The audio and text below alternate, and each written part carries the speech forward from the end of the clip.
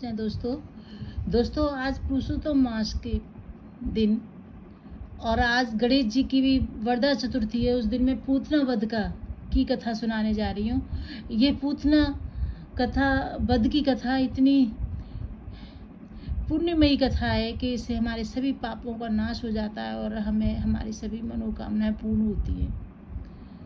इस पूतना वध की कथा सुनने से हमें भक्ति प्राप्त होती है। श्री कृष्ण भगवान की शरण में हम जाते हैं और श्री कृष्ण भगवान हमारी सभी मनोरथ को पूर्ण करते हैं। तो आज पुरुषोत्तम मास के महीने में हमें कथा सुननी चाहिए, व्रत रखना चाहिए, दान करना चाहिए। इसीलिए आज मैं पूतना वध की कथा सुनाने जा रही हूँ। तो दोस्तों, पूतना उद्धार किया, वध किया श्री कृष्ण भगवान ने।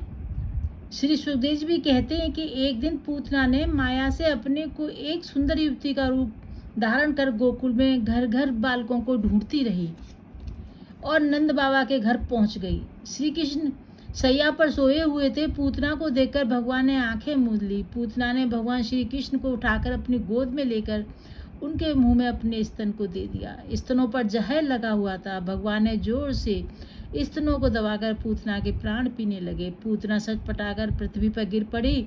उसके गिरने से 6 कोस के भीतर वृक्षों को कुचल डाला।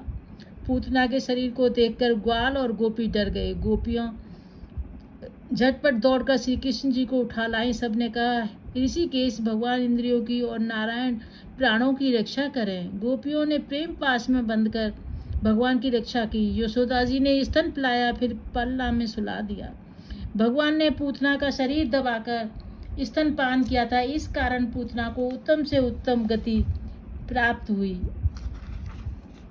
क्योंकि पूतना ने उसे एक जैसे माँ स्तनपान कराती है, इस तरह से श्री कृष्ण को स्तनपान कराया था। उसे माँ की गति भी दी श्री कृष्ण ने।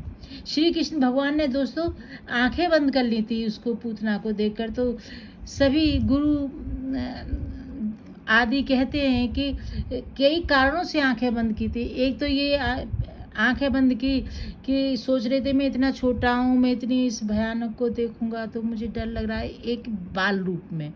दूसरा ये कि अब ये मेरे से नज़र मिलाएगी तो मुझे इसको मुक्त करना पड़ जाएगा और ये इसका मैं स्तन दूध पिलाने आई है तो मैं फिर इस तरह से इसका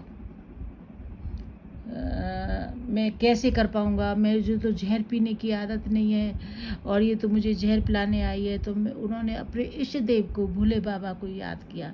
तो जब वो दूध पिला रही थी तो भोले बाबा भी आ गए थे कि मुझे तो जहर पीने की, विष पीने की आदत है। तो जब वो चिल्ला रही थी कि अरे मैंने तो एक को पिलाए, दो पी रहे हैं दूध, तो इस तरह से दूध पीते समय उसके प्राण खींच लिए और उसे एक माँ की तरह मुक्ति दी।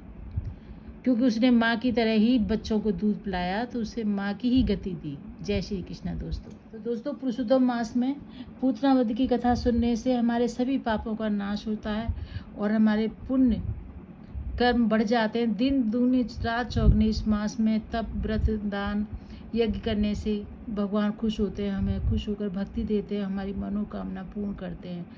आप सबकी भी सभी मनोकामनाएं पूर्ण हों। आप स्वस्थ रहें, खुश रहें, मस्त रहें। जय श्री कृष्णा दोस्तों। जो भी पहली बार आए मेरे चैनल को सब्सक्राइब करें, वीडियो को लाइक करें और शेयर करें। राधे राधे दोस्तों।